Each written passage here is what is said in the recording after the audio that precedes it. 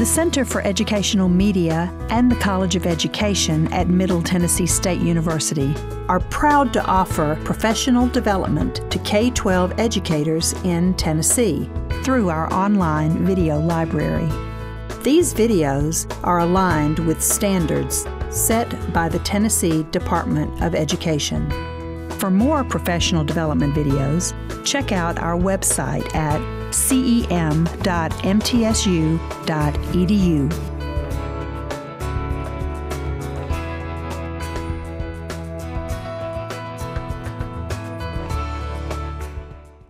Welcome to the ELL Collaborative at MTSU.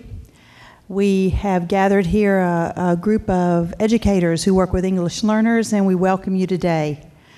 The session we're about to see and hear will be presented by Ms. Beth Cook and Ms. Ann Matanalanga. I want to get this right. Matanakilangi is her name. These educators work in Williamson County. They are sisters, and so they will be presenting today some strategies they have successfully used in some vocabulary development. So we're happy to have them here today. So if you'll join us up here and take it away.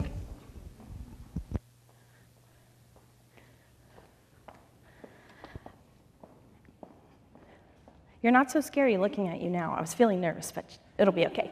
I guess we're standing on the wrong side. I'm Beth Cook, as Laura told you. I started out in general education. I did third for 3 years and second for 2 years.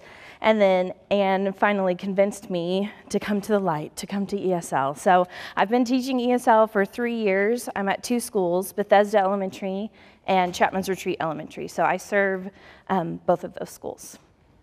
And I'm Ann Matanakilangi, like Laura shared. My husband is from Fiji, so that's where my last name comes from. And so I get to live the ESL life all day long at school and at home.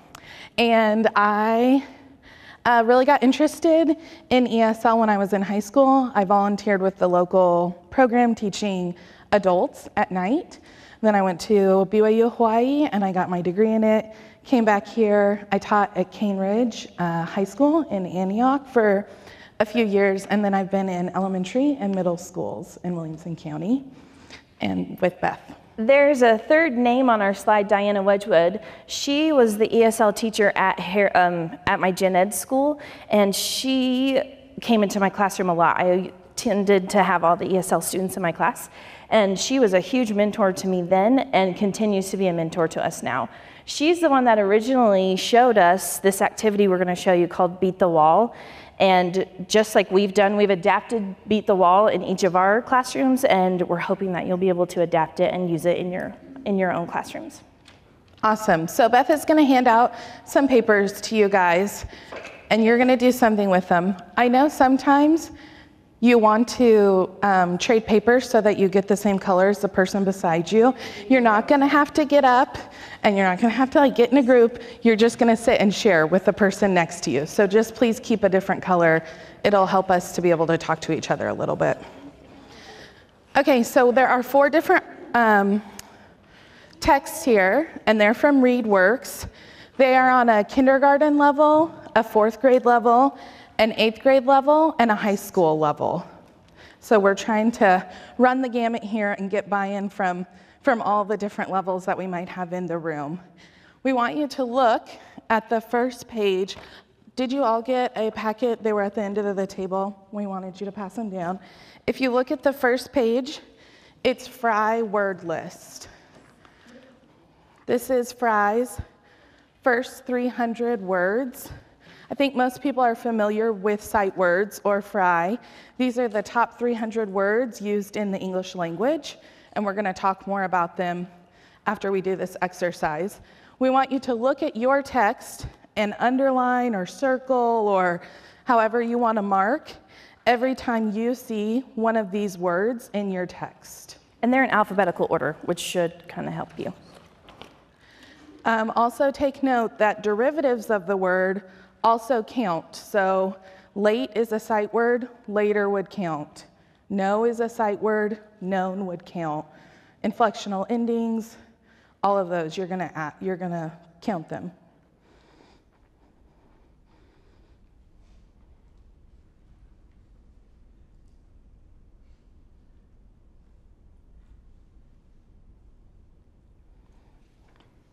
Okay, now stop and talk to someone next to you or close to you about how often you're seeing these sight words in your text. Often, not often.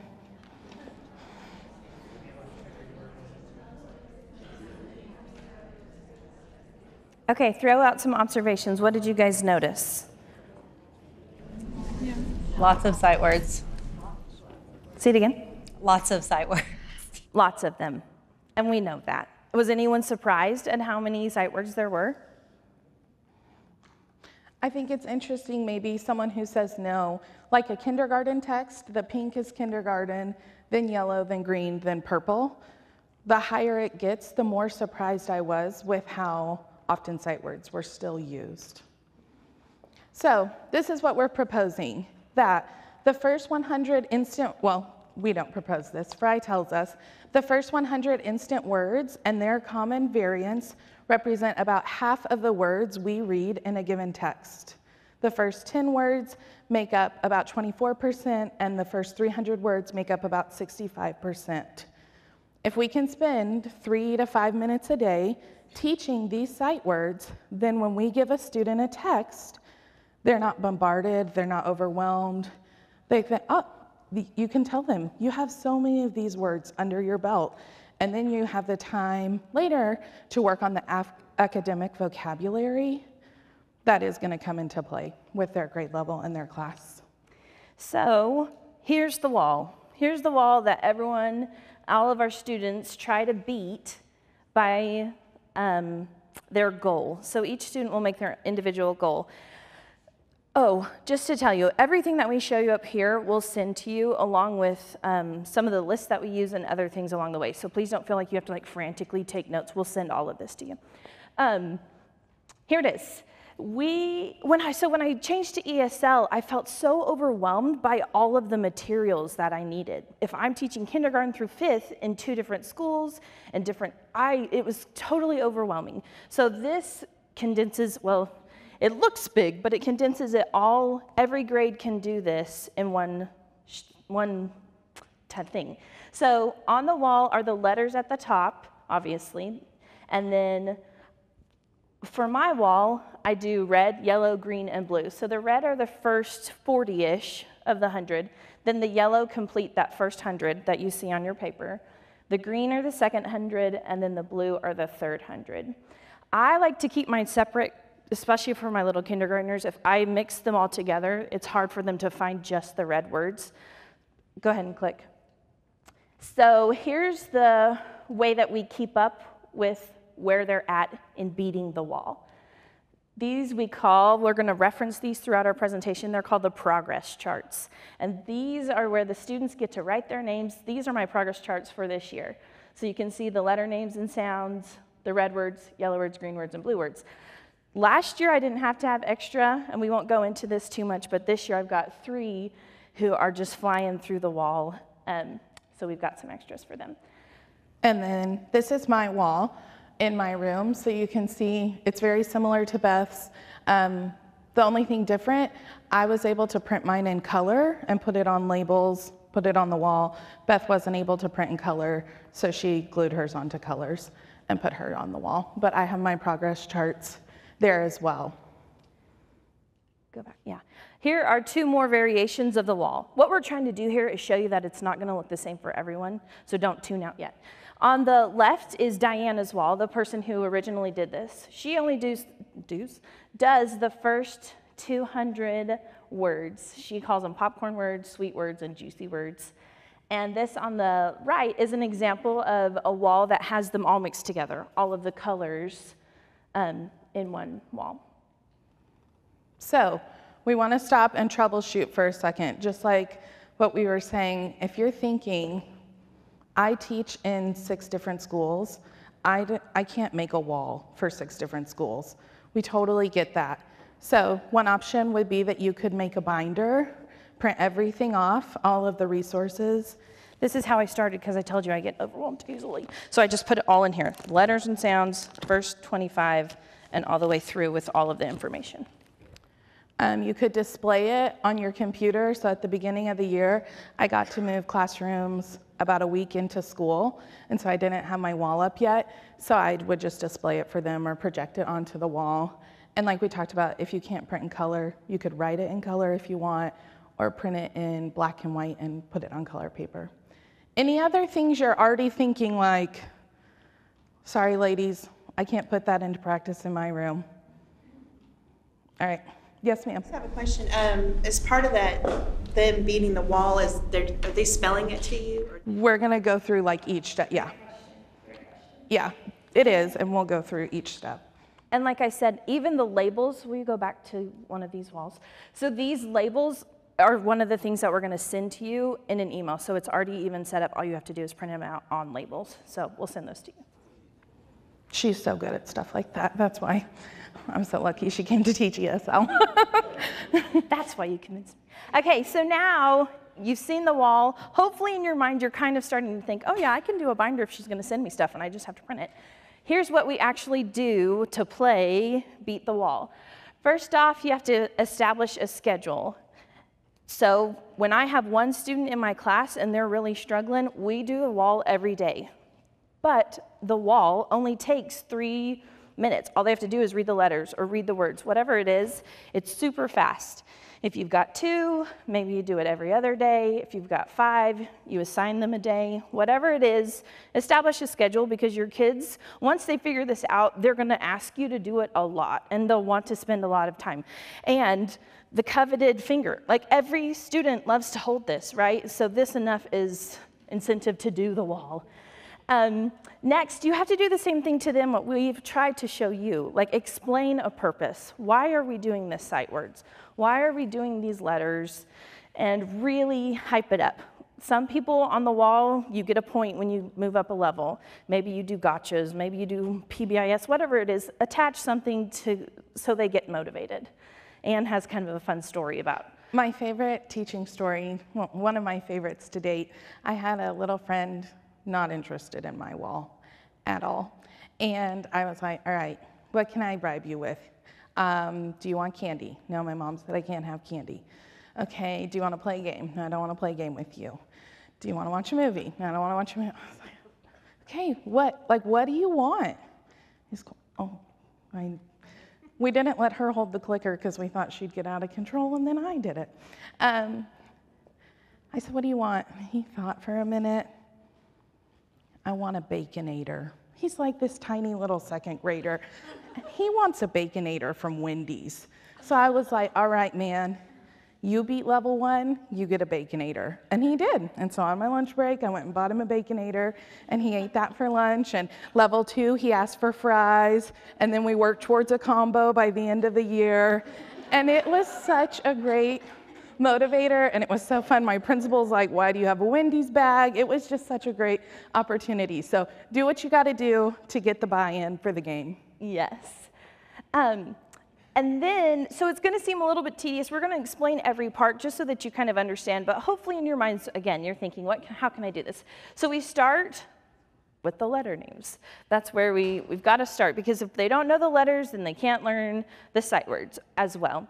So if they miss a letter, we stop and we take note of those letters and teach them during our instruction time. So that's not going to take 3 to 5 minutes. I shared in my newcomer, I've got, like I said, there's a million ways to teach the alphabet. One of my favorite ways is this, it's a little can, it's called Alphabet Soup, and it's got different cards with words on the back. So it teaches the letter and the sound, and it kind of gives them a little bit of vocabulary as well. That's just one way you can teach letters.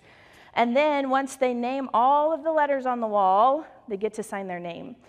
The key for me here is pretty much all of them can sing the song in their head, A, B, C, D, right? So I try to mix it up to see if they can actually say the letters out of order too. So they say it, they sign it, and then they repeat the same with the letter sounds.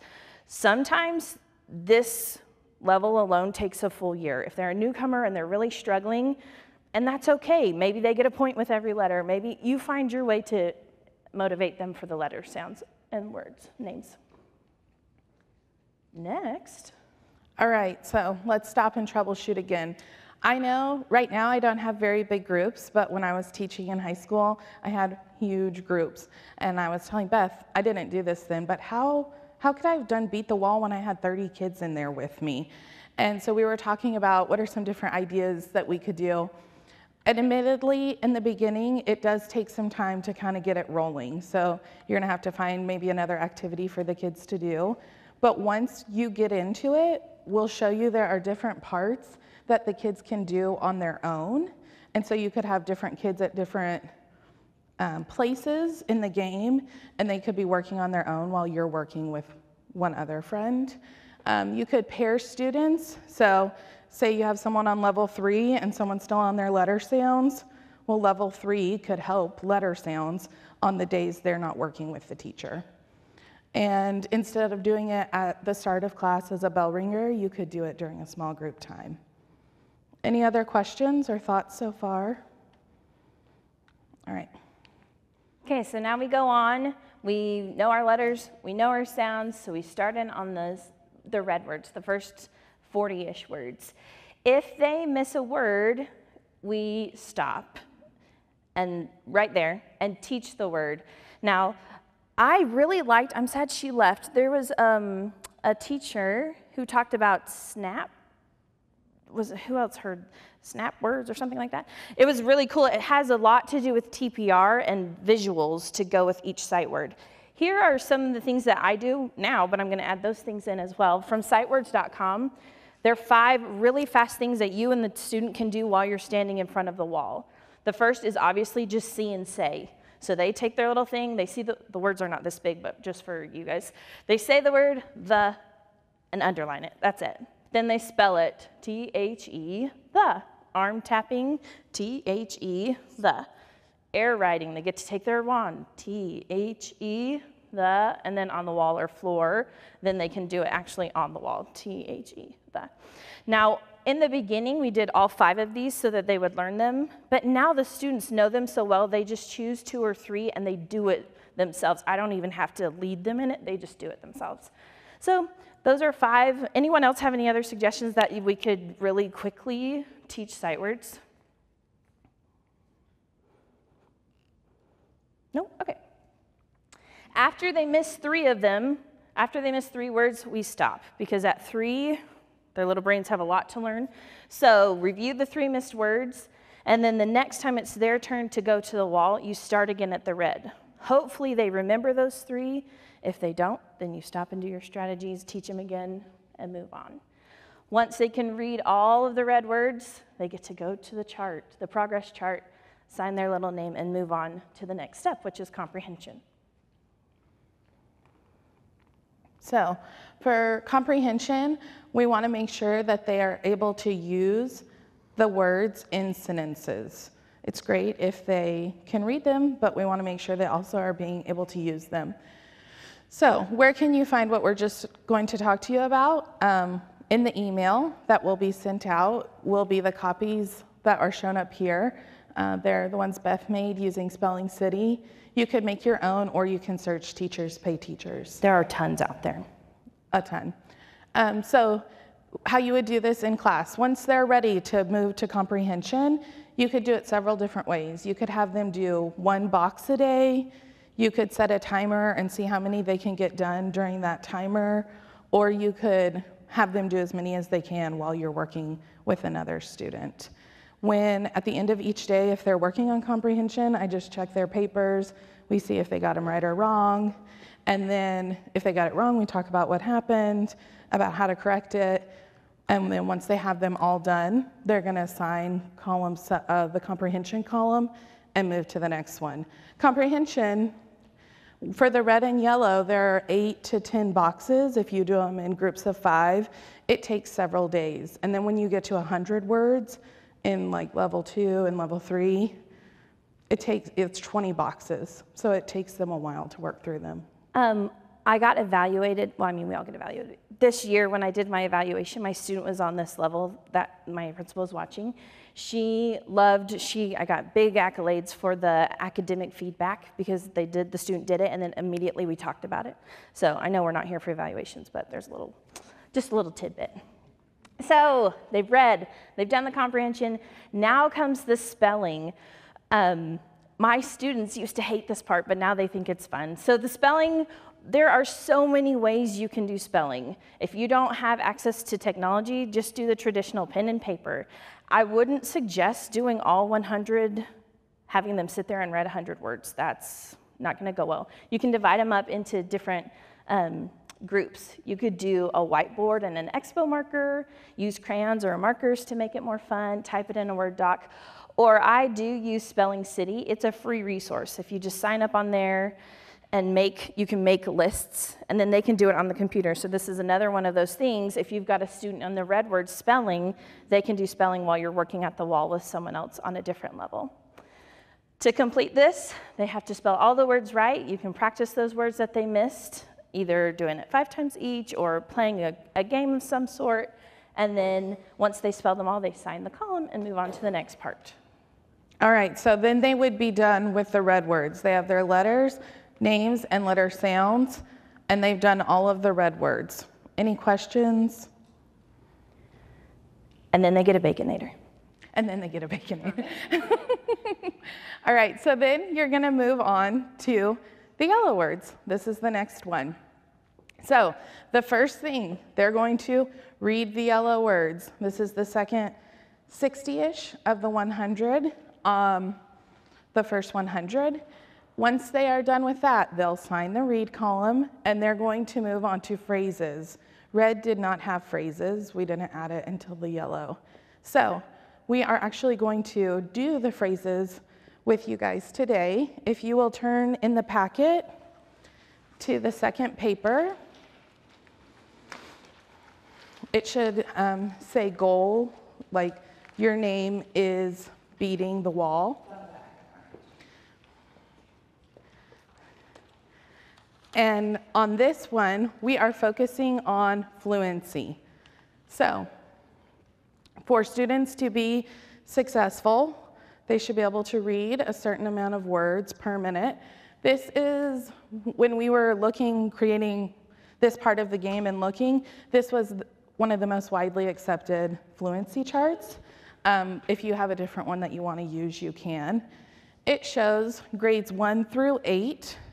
For high school, we would suggest using 8th grade, or if you have a high school chart, you could use it too. And it shows the percentile they would be in if they can read how many ever words per minute in the fall, winter, or spring. So in our thinking, if they're in the 10th percentile, they're going to be a tier 3 friend for RTI. If they're in the 25th percentile, a tier 2 friend, and 50th percentile or better is where we want them to be. So when they get to the phrases, I would say, you're in 4th grade, we want you in the 50th percentile, and then I'd look at what time of year it is, how many words I want them to be able to read per minute, and put that on our paper. So on the goal sheet where it says word per minute from Tyndall chart, it's the second blank. You're going to do that. So pick a grade, any grade that you want to pretend to be for a student. Look at the 50th percentile and pick a time of year. So you're going to need a pen and a phone, or someone near you, surely y'all have phones, with timers. So pull out your pen and your timer and pick your percentile.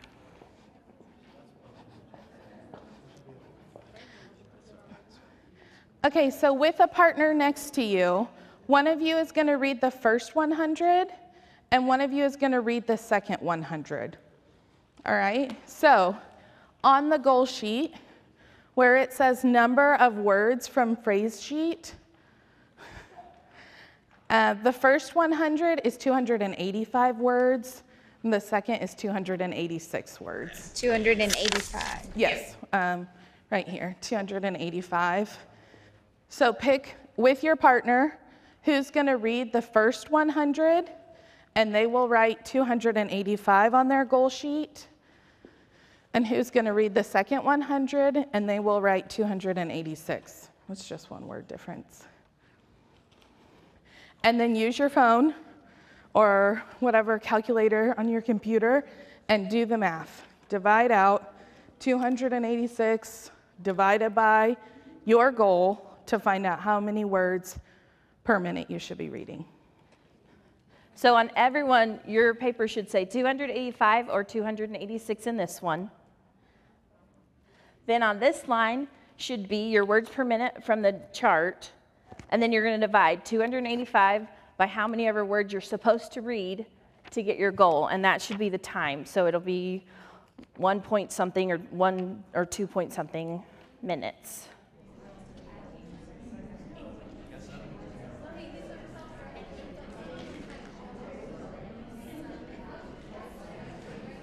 We say it to our kids all the time, but does anyone have questions about the math? Is anyone still confused? Don't feel afraid to ask if you still need help with the math. We were good with the math, but we had questions about the amount of errors you'll accept. I don't know if you're going to answer that. Yeah, no, good question. So generally for the phrases, we keep doing it until they, again, I don't know why the number 3, I have no research, I have no basis for this, but as long as they make less than 3 errors, I let them move on. So I guess kind of maybe just base it on the kid. We'll talk more about the kid. Some kids, dual-served kids, this is torture for. Like if you have a student who is ESL and special education, stuff that's timed, like just sometimes, not always, sometimes, just kind of play it by ear. If they've read it all the way through and that's a big deal, sign the wall and move on. It's not, I guess, is more. And I'm more strict than Beth. Yes. Like you read every word right, and that's it. Like no mistakes allowed. Do you have different phrase lists? You can Google, there's tons out there. We'll send you this one, but then, yeah. And there's different, like, there's cute ones in boxes, and then there's like, all kinds of different phrase lists. So, because I feel like if kids figure out they can make a mistake and you don't stop them, then they start making more mistakes because they're just trying to go so fast. So I really hold them to it and don't let them make mistakes. I just had a kid last week, and I was doing it, and most kids, well, I know I won't say that. I've had kids beat this part of the wall for them in a day. I've had other kids take 2 weeks, and every day we do it, every day, every day, every day. So it's going to be different for everyone. He was taking longer, and he was getting frustrated. He was like, I bet you can't even do it. So I'm like, all right, challenge accepted. And so I did it. And he was like, now you bet you can't do it in a minute. And I was like, I really don't know if I can do it in a minute. I did it in a minute and 6 seconds. And he was still thoroughly impressed, and he kept trying, and he beat the wall Monday, I believe, for this part for him. So this will be your phrases portion. Are there other questions about the phrases? No? So they can read them, their fluency is good enough to understand, to put them in phrases, so then we make it longer. Then we move on to sentences, because what we've noticed is when they're reading them so fast, they don't worry about the punctuations, they don't worry, because some of those are sentences in the phrases, even if they're short, they're still considered sentences. These are true sentences, and for this part, we're talking about expression. Again, we'll send you the ones we use. You can Google them, TPT, find whichever ones work for you. So for this, for example, the first 5 of the fluency sentences, number 1 has a question mark at the end. So we talk about, this is a question mark. What do you do in your voice when you see a question? Your voice goes up. Is that for you? If they say, is that for you? Nope, that doesn't cut it. We look at number 4, it's got an exclamation mark. We stop and we talk about, this is an exclamation mark. What happens? Your voice gets louder. Thank you for the ball. If they read it like robots, it doesn't work. And this, to me, this part takes longer than the phrases, because the phrases, most of them, we were talking, so many of them can say the words, but can they say them in a sentence with expression? Because when it comes to that speaking on the WIDA, if they talk like a robot, they don't do as well. So set a timer, again, because we only want this activity to take 3 to 5 minutes, set a timer for 3 to 5 minutes just for you, not for the kid to think that you're timing them, just so that you don't run over. And you do as many as you can, making sure the student reads with expression, paying attention to punctuation and intonation. And again, Anna's a lot more strict about this. For this first yellow one, as long as they're giving it their best shot, some of you may know the scooping, teaching them how to phrase the sentences, all those things. Just make sure it sounds good with their expression.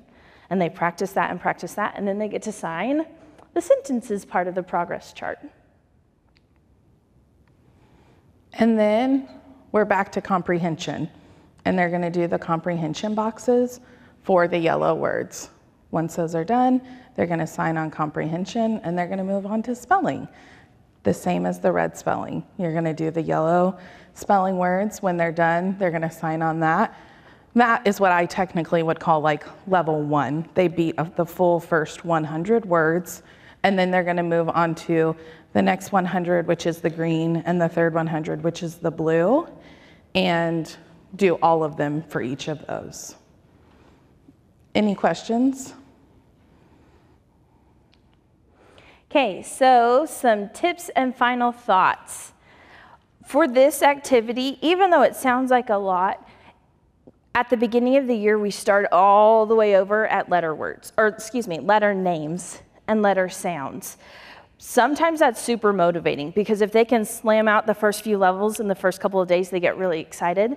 And if they don't, then ooh, over the summer, we lost some stuff. We're gonna need to go back and make sure we've got our letters and our sounds and start at the yellow words again. Keep those assessment logs so that you know what happened from year to year. Don't let students struggle for more than a few seconds. Sight words, this is the other thing. We're not saying sight words are the end all be all. That's why this is a 3 to 5 minute activity. Do it every day, that's great. You're still gonna be needing your phonics and your phonological, all this stuff is important. So don't let them struggle. Don't make it your class start off with this awful thing every day. Make it fun. Compete with themselves rather than with each other. Sometimes when they see other kids moving up on the chart, it stresses them out. If you need to have their own chart in a book so that they, whatever it is, make it fun. It should only take a few minutes. The audience, if you have a big group, the other kids who are sitting there and you're like, how am I supposed to manage the other 34 when the one is standing up here at the wall? Well, we talked about a few things you can do earlier. Or what I've noticed is a lot of the kids in the same grades generally, there's no grade equivalent, but lots of time I've noticed red is generally kindergarten, yellow is generally first grade, green is generally second and third. A lot of the kids in a grade level will be in the same yellow or green. The kids who are sitting there, the audience, if they'll listen and watch as the other kids do the wall, they'll learn the words a lot faster. So if they'll listen, and then it comes their turn and they're like, oh yeah, I've been listening to these words every day, and they'll learn it pretty quickly. And the last thing is that I already know those 3 boys that are already through the blue, almost guaranteed, will exit this year. It's pretty crazy how well you can use Beat the Wall to predict who will or will not test out of ESL. If they can do pretty well on that, they're going to do pretty well on Access, is my experience. Again, not research-based, just what I've noticed. Similarly, I think with our ESL friends, so often they're doing different things, right? Your first graders, your sixth graders, different curriculum, different content, but this is a normalizer across everybody, and it's really helped me to kind of develop in my head, this is a typical progressing student, and this is not typical. So if I have a friend who's on one part so much longer than everyone else, then I can kind of start saying like, this is really not typical. I need to find out from the teachers, are we seeing other not typical things that are happening? Do we need to be concerned, or what other supports do they need? And with that, it can help you to talk to other people in the building. Because if I go to someone and I say, their Access is this score, and it was this score last year, and they don't really usually know what Access means. But if I say, this friend has been trying to learn the first 25 sight words for a year and a half, then they're gonna say like, oh, that sounds concerning. Like that doesn't seem normal. And so it can help you to talk to other people in your building in a language that they understand. My other thing I was gonna say, there is, out of my whole time of doing this for a few years now, there's only one student who we don't beat the wall anymore. And she is a dual-served friend, and she really, really, really struggles with reading. And this became like a sore spot for her, and so we just don't do it. And that's okay. If there are people who it doesn't work for them, it doesn't work, and you find something else. Once again, not end all be all, but we have found it really successful for many of the kids we use it with. Yes, ma'am. I just want to add to these tips and final thoughts. I noticed as I was watching y'all, when you were reading individually, some people were doing this.